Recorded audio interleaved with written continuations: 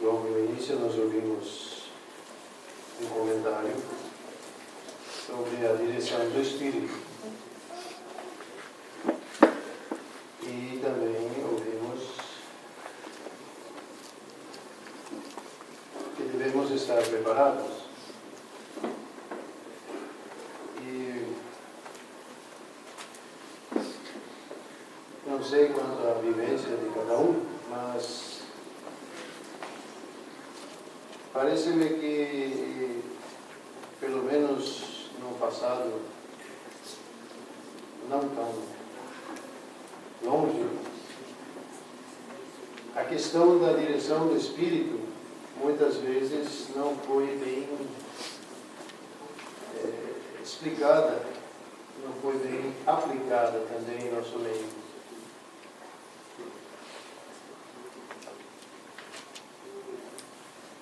Por exemplo, já se ouviu irmãos dizer: eu não me ocupo com nada durante a semana, porque o Espírito há de nos dirigir nas reuniões e Ele vai me dar o que preciso.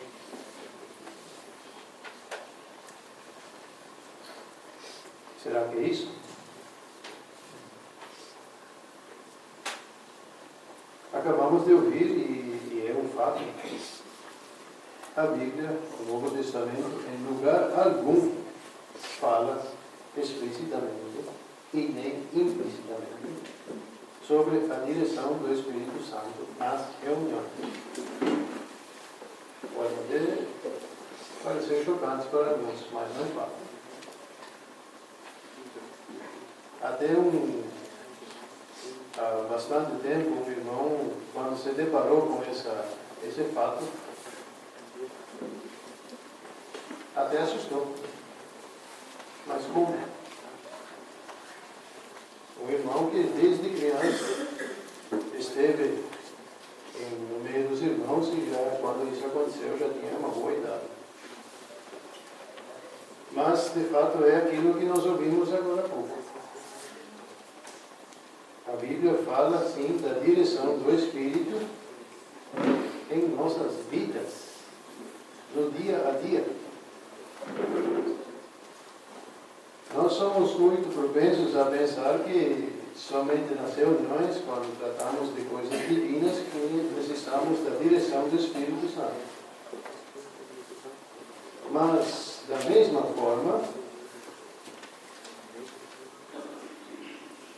precisamos e devemos depender da direção do Espírito Santo até para as coisas mais corriqueiras do dia a dia.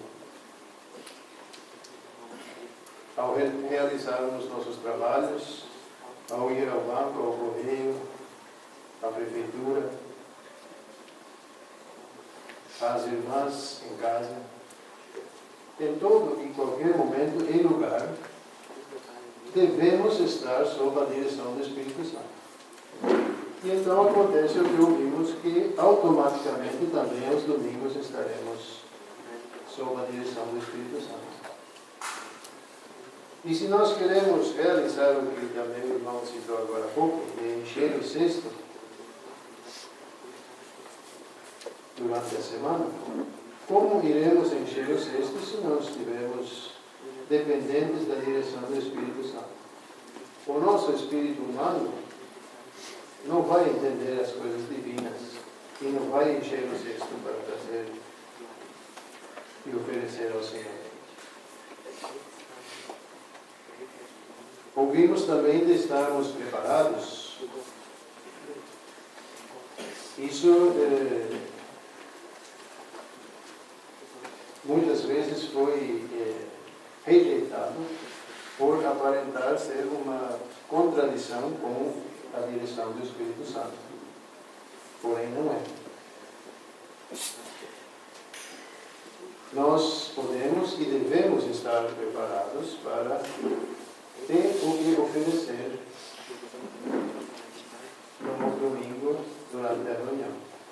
Seja no partir do pão, seja no ministério, em qualquer momento.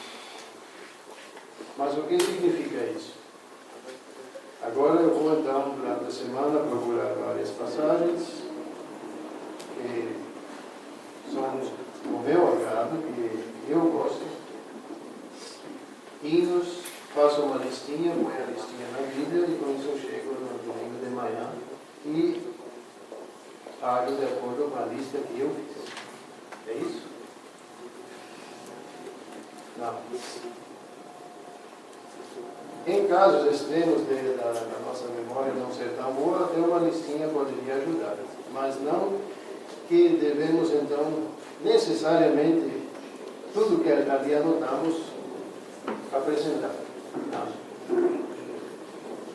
Devemos também, e especialmente nesse momento, estarmos sensíveis à direção do Espírito, estarmos sensíveis ao desenrolar, ao que está sendo apresentado por outros irmãos. E o apóstolo Paulo diz, em 1 Coríntios 14, também, nesse capítulo bastante conhecido sobre a ordenação, não é? Por exemplo, no versículo 19, todavia eu antes quero falar na igreja 5 palavras na minha própria inteligência. E várias vezes se repete esse termo, minha inteligência, nesse capítulo. O que nós podemos aprender disso?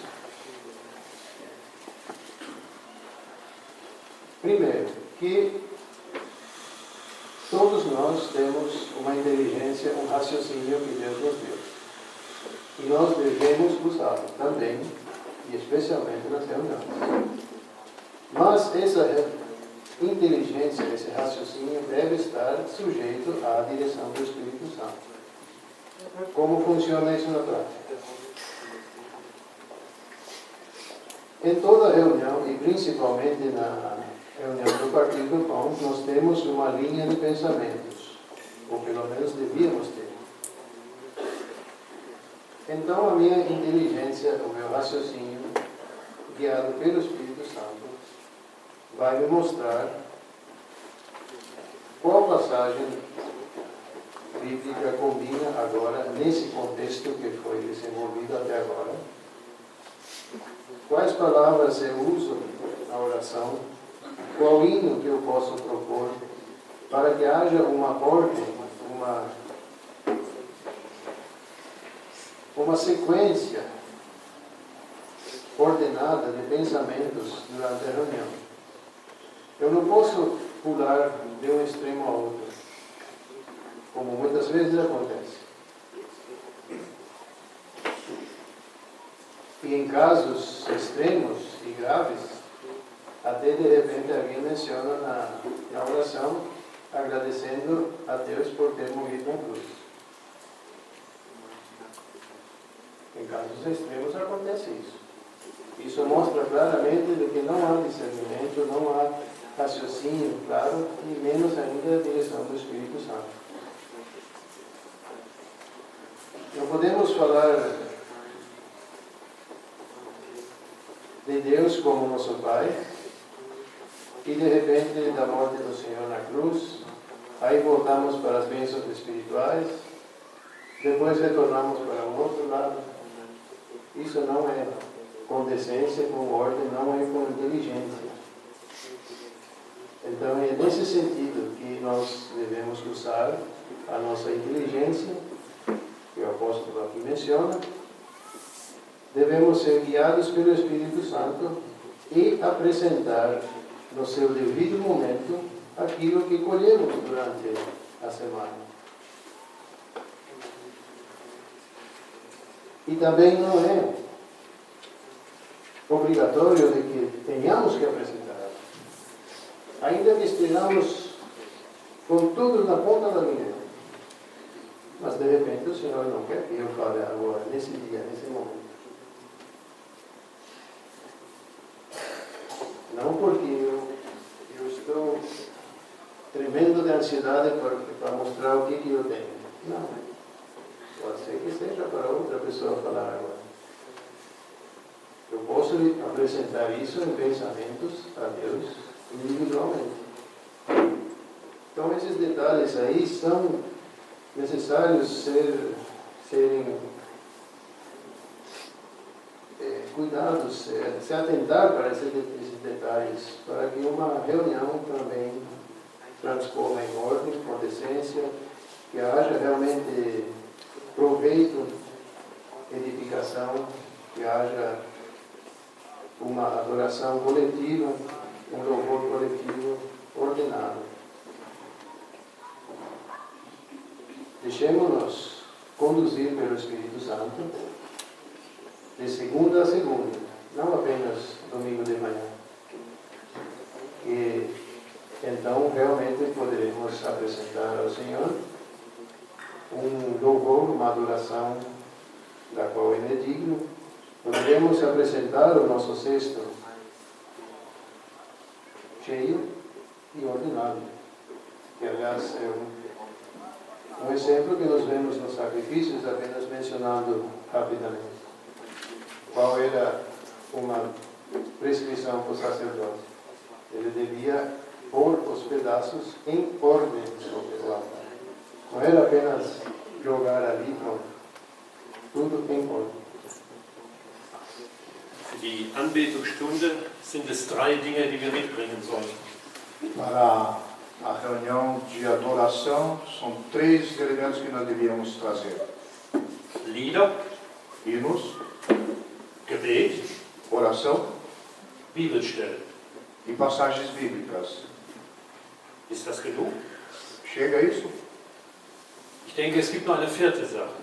Eu creio que existe ainda mais um 4º elemento, Die können wir alle mitbringen. que todos nós podemos trazer. Benjamin, guckst du 1. Korinther 16, 1 Coríntios 16, Vers 1 o versículo 1 und 2. e o versículo 2. Quanto à coleta para os santos, fazei vós também como ordenei às igrejas da Galácia. No primeiro dia da semana, cada um de vós ponha de parte em casa, conforme sua prosperidade, e vá juntando. Es ist eine gute Gewohnheit, É um bom costume dass alle Geld mitbringen, so wie sie gedeihen haben, und nach dem Opfer von dem Herrn Jesus, nachdem wir das gefeiert haben, dass wir dann auch eine Sammlung machen. Então é um bom costume que cada um de nós traga dinheiro conforme a sua prosperidade, conforme o seu ganho, e traga aí e apresente, ofereça após a adoração. Ich war mal in einer Versammlung, Eu estive uma vez numa congregação. da wurde der Geldbeutel nur herumgereicht bei denen, die in Gemeinschaft waren. A coleta só passava para aqueles que estavam em comunhão, Oder Gemeinschaft waren, die teilnahmen am Brotbrechen. aqueles que participavam no partir do pão. In Gemeinschaft sind alle Gläubigen. Porque em comunhão estão todos os crentes. Aber ich denke, das ist nicht gut. Mas eu acredito que isso não é bom. Persönlich denke ich, vielleicht können die Brüder mir was anderes sagen, aber der Geldbeutel darf bei allen rund gehen. Por isso eu penso, os irmãos podem me ajudar, mas eu creio que a coleta pode passar por todos os crentes. Wir wissen ja nicht immer, wer gläubig ist, aber wenn auch ein Gläubiger da ist und nicht teilnimmt, darf er doch auch etwas in den Geldbeutel tun. Porque nós não sabemos quem é realmente crente, quem não é, mas se estiver aí algum crente presente que não está ainda participando do partir do pão, ele também poderia colocar uma oferta nessa coleta. Ich denke, es ist auch wichtig für unsere Kinder, für unsere Familie, dass sie lernen, dass wir etwas in den Geldbeutel tun. Eu creio que é importante para os nossos filhos, nossas famílias, de que aprendam também a colocar alguma coisa na coleta. Noch eine andere Sache zum Ablauf der Stunde. Mais uma outra coisa com relação ao decorrer, ao decurso da reunião. Habt ihr schon mal gespürt oder gemerkt, dass es auch da einen roten Faden gibt? Sagt man das im Portugiesischen auch? Vocês talvez já perceberam que existe ali uma certa linha vermelha, podemos dizer assim. Das ist nicht Blick-Block, so wie es einfach kommt. Não é assim a vontade do jeito que vem. Wir sind gerade daran erinnert worden, die Leitung und Führung des Heiligen Geistes. Nós acabamos de ser lembrados da condução e da orientação do Espírito Santo. Das erste Lied, das erste Gebet, O primeiro hino, a primeira oração, die erste Bibelstelle. a primeira passagem bíblica. Wir müssen nicht mit einem Lied beginnen, wir können auch mit einem Gebet beginnen oder einer Bibelstelle. Aber die erste Stelle, das erste, was wir tun, ist sehr entscheidend, wohin es geht. Nós não precisamos começar por um hino, podemos começar por uma oração, mas a primeira parte com a qual nós começamos, ela é determinante. Ich will jetzt nicht die Jüngeren entmutigen und sagen, oh, das ist ja alles noch schwieriger jetzt. Ne? Eu não quero desanimar os mais jovens, ficou mais difícil ainda. Nein, lasst euch gebrauchen. Não, deixem se usar. Aber es gibt Pausen, wo wir auch prüfen, Herr, wohin willst du, was wir tun sollen. Mas existe também intervalos em que nós precisamos examinar e questionar, Senhor, para onde nós estamos sendo conduzidos, o que tu queres agora, a partir de agora. Entschuldigt, liebe Schwestern, ich muss die Brüder mal jetzt anschauen. Ne? Desculpem, irmãs, eu tenho que agora dar uma olhada nos irmãos. Aber glaubt nicht, dass es einem Lied, da liegst du immer richtig. Glaubt nicht, dass ihr so denken müsst. Mit einem Lied liege ich immer richtig. Não pense, você que sempre com um hino, tudo sempre está certo. Peça um hino, dá ceia, está tudo certo. Persönlich finde ich, ein Lied ist ganz wichtig. Und ihr habt auch sehr Eu viele Lieder. pessoalmente considero um hino muito importante. Über 500 Lieder. Oder was ich. Cuidado, aí tem mais de 500. Da kann man vielleicht in der Woche schon mal im Liederbuch nachschauen. Daí, até durante a semana, de repente dá para dar uma olhada no inário. Oder vielleicht auch mal singen. Ou cantar, talvez, quem sabe. Vielleicht in der Familie gemeinsam Lieder singen. Ja, Cantar hinos em família, talvez. Darf ich das sagen, Benjamin? Dann lernt man das Liedergut kennen. E aí nós aprendemos a conhecer o inário. Oder wenn ich ein Lied in der Versammlung, in der Anbetung gehört habe und ich bin ganz berührt. Man merkt, der Heilige Geist, das war genau richtig und das sprach zu mir. Ich kann mir auch eine Notiz da machen. Das darf ich. E também, quando durante uma reunião, um hino me tocou, eu percebi, olha, esse hino estava bem acertado, eu posso fazer uma marquinha nele. Pausen sind auch sehr wichtig. E intervalos também são muito importantes. Nicht zu lange Pausen, aber Pausen sind wichtig, Herr, manchmal müssen wir etwas nachdenken über ein Lied, über ein Gebet, über eine Bibelstelle, aber dann müssen wir auch geführt werden, wo es weitergeht. Pausas não muito grandes, mas pausas são importantes para que possamos refletir e podemos ser conduzidos para onde deve seguir. Wann ist das Gebet für das Brotbrechen? Quando que se ora pelo pão? Immer am Ende? Sempre no final? Das müssen wir ändern. Das muss jetzt ganz am Anfang gemacht werden. Vamos ter que mudar isso aí. Tem que ser bem no começo. Wir kriegen diese Tage sehr viele neue Ideen hier. Vorsichtig. Nicht alles reformieren, nicht alles neu machen. Nesses dias estão sendo apresentadas muitas coisas novas, mas vamos reformar tudo, mudar tudo. Sehr oft ist es auch so, dass nach dem Brotbrechen viele Gebete auf einmal gesprochen werden. Muitas vezes acontece que depois do partir do pão acontecem muitas orações. Warum nicht vorher? Por que não antes? Warum dürfen nicht vorher auch Gebete gesprochen Por que não podem antes serem apresentadas orações? Nach dem Gebet müssen wir uns sofort setzen. Depois da oração, temos que sentar imediatamente? Langsam. Devagar. Warten wir. Vamos esperar um pouco. Nach dem Gebet können wir stehen bleiben. Depois da oração, nós podemos ficar em pé ainda. Der Herr wirkt in einem anderen Herzen und noch ein Gebet wird gesprochen. O Senhor opera no coração do outro e mais uma oração é apresentada. Der Herr führt uns in Anbetung O Senhor nos conduz em adoração. Und vielleicht singen wir stehend noch ein Lied. E talvez em pé mesmo nós cantemos mais um hino. Und wenn es zu lang wird, es kann sich ja einer setzen, aber die anderen bleiben stehen. E se ficar muito cansativo, de repente um pode sentar e os outros continuam em pé. Auch das ist sehr wichtig, unsere Haltung, nicht nur immer sitzend, ja, und fast schon schlafen. Ja. Então, também isso é importante, a nossa postura, não só deitando e quase dormindo. Nein, unser ganzer Körper ist dabei. Todo o nosso corpo está junto. Leib und Seele ist dabei. Corpo e alma estão juntos. Uma das propostas foi de que nós precisávamos embasar biblicamente o que falamos. E talvez algumas coisas que nós falamos, nós estamos talvez acostumados e tradicionados a fazer isso. O irmão acabou de falar qual é o momento de partir o pão. Eu não conheço.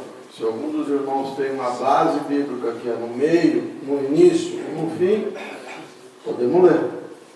Eu nunca vi um momento ideal e um momento determinante pelas Escrituras. Quantos hinos cantam? Quantas orações falam? Irmãos, precisamos ser sensatos.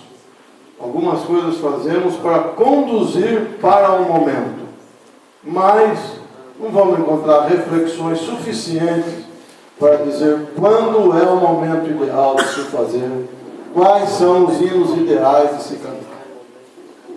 Se alguém tem referências bíblicas, por favor, comece a apresentá-las.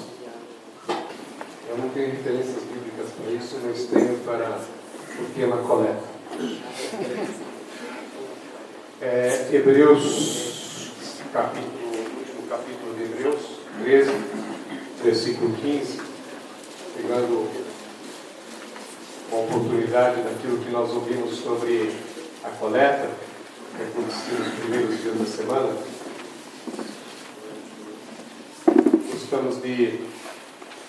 Eu gosto de ler esse versículo para embasar a importância que nós fazemos essa coleta no primeiro dia da semana, onde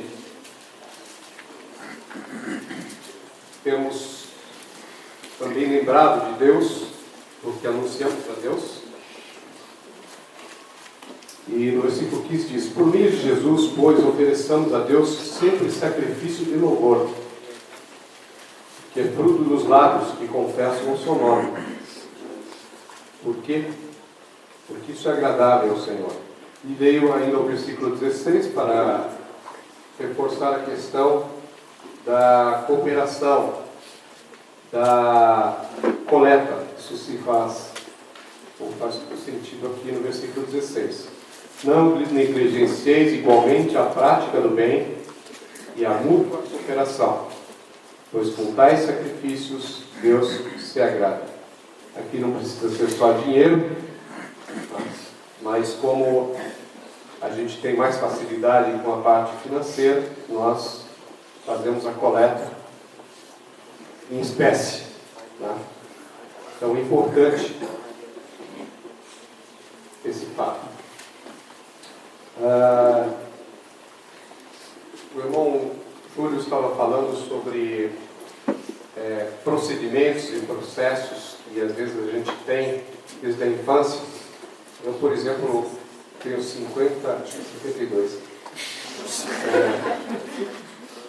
E sempre estive com os irmãos, desde o bebezinho, meus pais levaram lá e a gente sempre percebeu, sempre participou.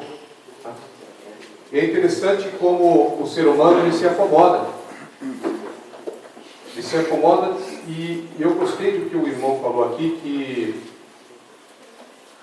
chamou a direção do homem de liturgia. Liturgia é quando o homem determina e faz um ritual. E a acomodação, a nossa acomodação, ela pode virar uma liturgia. Então você já sabe que você espera uns poucos minutos, começa com um hino, depois uma oração. Se não acontecer isso nos lugares, eu não sei. Mas eu já vi isso, pelo menos lá em Curitiba acontece. Daí a gente tem uma oração para, especialmente pedindo que o Senhor nos dê concentração. E aí então, aí começa mais um hino, mais uma oração, etc. E mais ou menos vai seguindo ao longo dos anos esse cenário, e por vezes por acomodação. Daí então, quando o relógio bate mais ou menos lá não é 10h10, lá é 9h40 e tal, então já sabe que a hora está em cima da hora, já está passando, inclusive. E é interessante que eu tive aprendizado, coisas que a gente não percebe, mas o irmão de fora me chamou a atenção. Nas 2 últimas conferências, eu estava muito preocupado e o pão não estava sendo partido. Não estava sendo, né? Não estavam partindo o pão. E aí, então, eu na boa vontade, eu disse assim, irmãos, talvez depois desse hino aí nós podemos partir o pão. Lembram disso? Aí, depois então, o irmão de fora observou isso e disse para mim, Davi, deixa o Espírito Santo dar a direção. E eu fiquei pensando, se o Senhor estava me dizendo que estava na obra, por que eu não fiz o ato? Aí vem uma pergunta interessante. Então, estou falando de comodismo de ritual, que é muito perigoso. Então, não tem respaldo bíblico para dizer que o pão tem que ser partido às 10h10, às 10h40. Não existe isso. Tá? Um irmão me falava, e nós discutimos esse ponto há pouco tempo. Não quero roubar a fala dele, que vai que ele queira falar isso. Mas ele disse que se nós agradecêssemos, se nós fizéssemos o ato de partir o pão antes, ou deixássemos para o final, talvez nós meditássemos em outras situações também. Né? Como investir mais na volta do Senhor Jesus, né? Pensar nisso também. Né? E às vezes, por conta do tempo, acaba nem sendo expressado isso. Então são coisas práticas, mas que por comodismo de nós, a gente vai entrando numa rota e quando você vê, está todo no automático, está no piloto automático. Então é isso que nós temos aprendido aqui. Então acho que está na hora de nós mudarmos. E mais uma coisa, uma pergunta que eu tenho. Quem é que deve fazer o ato do agradecimento do pão e do cálice? No momento que nós deixamos para aqueles irmãos, será que é o irmão mais velho da localidade? Deixa para aquele irmão mais velhinho, então ele sempre vai partir do pão. É isso? Está correto isso? Nós estamos deixando que o Espírito Santo dirija? Seguramente que não. Agora, por isso, como nós temos tratado de um tema e temos dito que é solene, que há reverência, é óbvio que nós temos que tomar cuidado com os extremos. Deixar tudo para tão somente aquele irmão de idade fazer o ato do pão, já vimos que não é certo, não é adequado. Vamos deixar o Senhor guiar. Agora também tem um outro extremo.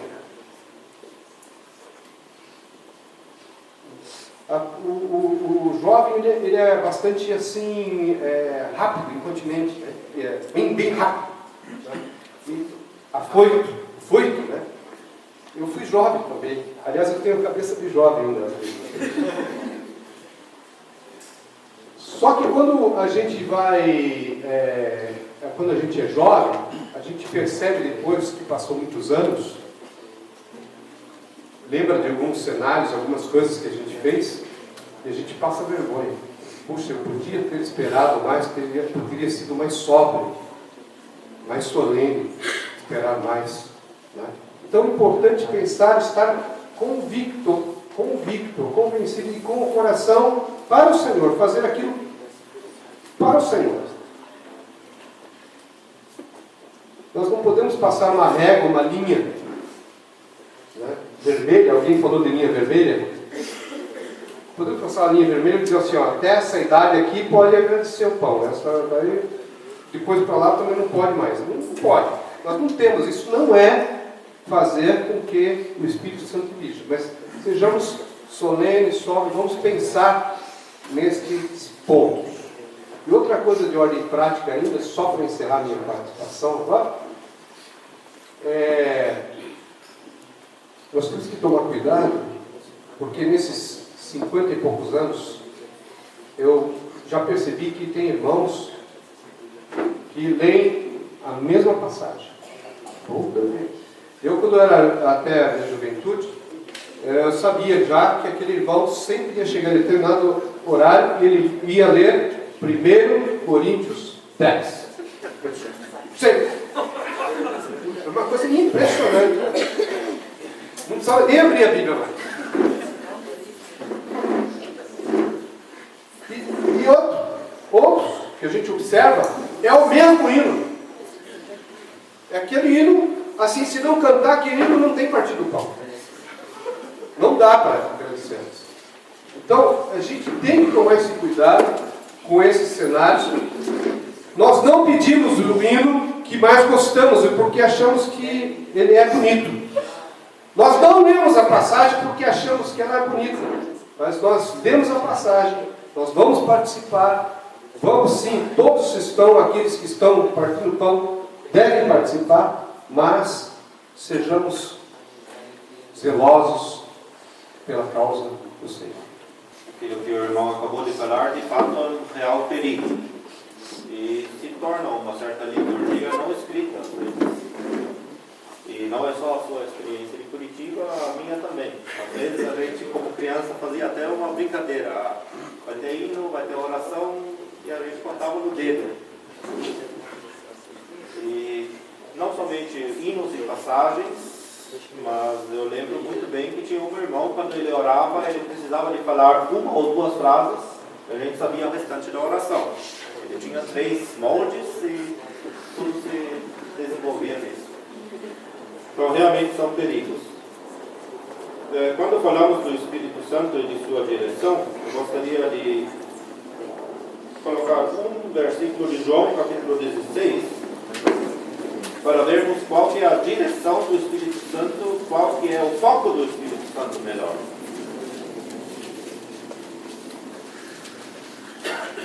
E principalmente também na reunião do Partido Pão.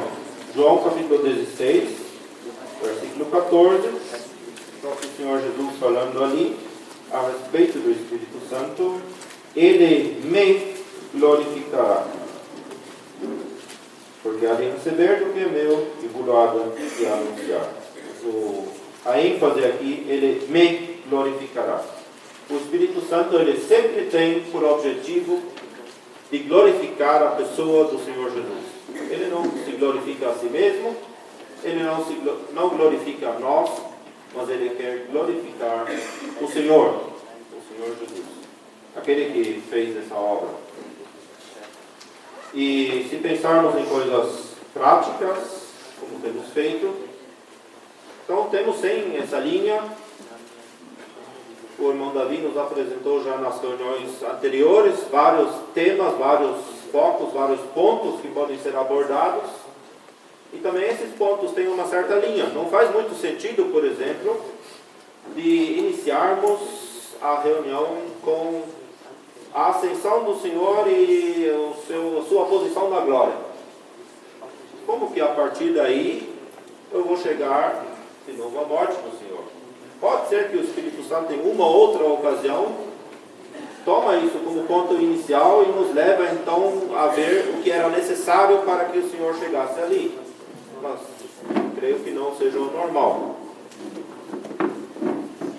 E também quando lemos passagens, às vezes estamos acostumados com certas passagens e é aqueles 10 versículos que a gente tem que ler. Chega em Romanos 5, Efésios 2, não sei o que mais, Isaías 53, então eu começo no versículo 1 e eu termino no 10. Mas talvez naquela reunião observando tudo aquilo que já foi falado, cantado, passagens lidas, cabe apenas o versículo 8. Então vamos nos restringir ao versículo 8. Temos que estar sensíveis a isso também. E quanto às pausas, realmente são importantes para a meditação e para essa adoração que sobe ao Senhor por todos, inclusive pelas irmãs. E nesse contexto é chamativo uma coisa que nós temos no livro dos Salmos, no Salmo 3.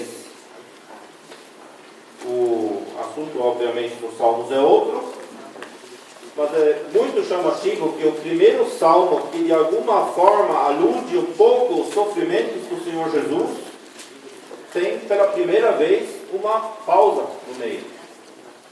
Salmo 3,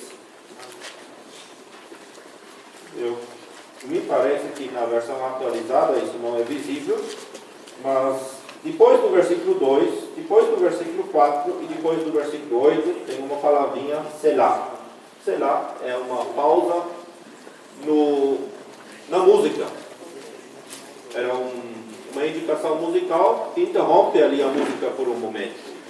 A atualizada não tem isso. Na versão corrigida vocês podem verificar essas pausas. É colocado em parênteses essa palavra. E é interessante que o Salmo 3 ele começa justamente com algum ponto, claro, é o Davi falando ali, mas que alude de alguma forma profeticamente a alguns sofrimentos do Senhor Jesus. E justamente ali o Espírito interrompe a música e faz a pessoa meditar, pensar. Então não é uma regra, claro, não tem regra para o desenrolar dessa reunião, mas é chamativo que quando fala dos sofrimentos do Senhor, que é a primeira vez nesse inário dos antigos, que há uma pausa, um momento para pensar sobre aquilo, para deixar isso falar ao coração e à alma. E assim as pausas também, de fato, são importantes. Como o irmão Gil falou, pausas enormes, se tornam cansativos. Agora também isso é um pouco relativo. Uma pausa que para um jovem é grande, para uma pessoa de idade, de repente, não é nem tão grande assim. Então também ali é necessário equilíbrio, esperar uns pelos outros e compreendermos uns aos outros também.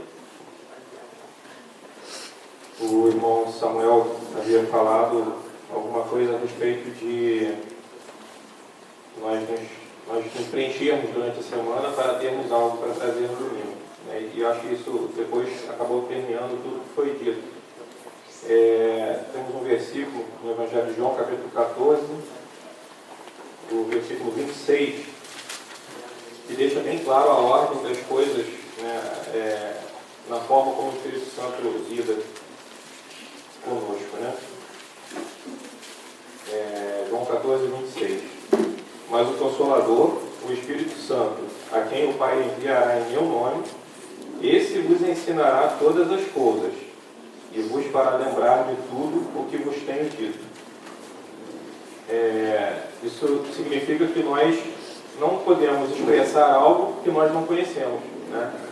O Espírito Santo primeiro ele vai nos ensinar, ele nos fará aprender. E depois ele vai nos lembrar daquilo que nós temos aprendido, daquilo que nós temos ouvido. É como uma equação. Né? Se eu me deparar com uma equação que eu nunca aprendi a resolver, eu não vou conseguir resolvê-la por milagre. Eu preciso primeiro estudá-la para depois poder reproduzir aquele conteúdo. Né? E isso eu acredito que serve não só para uma palavra que é trazida na reunião ou uma oração, mas também para os hinos que são citados. Né? Essa reflexão que os irmãos vêm falando, que é feita nessas pausas e o citar um hino, né, que é adequado para aquele momento, ou um versículo que é adequado para aquele momento, não é só simplesmente uma revelação que vem no momento, né, mas é algo que nós fazemos à luz daquilo que nós já temos aprendido. Né? Então, muitas vezes, nós temos um hino de 5, 6 estrofes e nós podemos citar 2 ou 3 estrofes, ou até uma só que é adequada. Né? E não só devemos nos basear, por exemplo, naqueles que o editor do Inário classificou como hinos de adoração, hinos para serem cantados no partir do pão, né? Muitas vezes, apesar de que os hinos são muito bonitos e frutos de uma inspiração, é certo que o editor ou até o autor do hino, ele não tem o nível de inspiração que as escrituras têm, né? As escrituras são inerrantes, nós podemos ter certeza de que nós não vamos encontrar erros nas escrituras, mas no hino é possível que seja encontrado. E até mesmo não um erro, mas simplesmente pode não ser adequada as palavras naquele momento, né? Eu vou citar um exemplo, né? Hoje mesmo eu citei um hino aqui de manhã que me veio à mente, acho que seria adequado para aquele momento, que é o hino 583, né? Mas quando eventualmente me ocorre de citar esse hino no Partir do Pão, eu evito citar as últimas estrofes, porque falam de petições que são feitas, né? Vou citar um exemplo, pode ser que os irmãos tenham outro entendimento em relação a isso, mas dentro daquilo que eu tenho aprendido, eu evito citar porque eu entendo que são petições, né? Talvez não seja um momento adequado para pedir ao Senhor para que venha me instruir naquele momento, mas na conferência é adequado fazer esse pedido. Enfim, só citei esse exemplo, mas certamente os irmãos podem ter outra ideia a respeito disso. Mas apenas para que nós saibamos que o mais importante é nós nos preenchermos com a palavra de Deus, porque aí sim nós teremos, estaremos dando total liberdade para o Espírito Santo nos usar na reunião, citando o hino ou versículo, ou fazendo oração de maneira adequada. De carona no que foi falado, ainda mencionando, ou retificando o que foi falado recentemente, eu mesmo disse que na instituição do memorial houve uma ação de graças, partiu o pão e tomou o cálice. Mas vendo o relato de Marcos e de Mateus, nós vemos que eles cantaram um hino. E é interessante que eles cantaram um hino, eles não cantaram um cântico. Efésios diz que nós devemos ter uma diferenciação ali numa lista lá, hinos e cânticos espirituais e salmos ainda, não é? O que vem a ser um hino, em contraste com os demais? Um salmo era o hinário dos judeus, era o dicionário, pelo menos, digo ali, que são poesias para serem acompanhadas por instrumentos de cordas. Então ele tinha um caráter ali para evocar, pertinente ao Antigo Testamento. E um cântico, eu exalto verdades espirituais e as compartilho para um outro ser humano. Eu posso falar do Evangelho mediante um cântico, eu posso falar de bênçãos espirituais e exortação e consolação para os irmãos. Esse é um cântico. Agora, um hino é dirigido a Deus. É quando nós, mediante a poesia, mediante a música, nos dirigimos a Deus, exaltando as suas virtudes, dizendo o nosso apreço pela sua obra, pela sua excelência da sua pessoa e do seu Filho Jesus Cristo. Isso é um hino. E aí, isso, com esse discernimento, com essa ciência, eu acho que a gente tem um pouco mais de ferramentas para conduzir o uso da música, do cantar no Partir do Pão.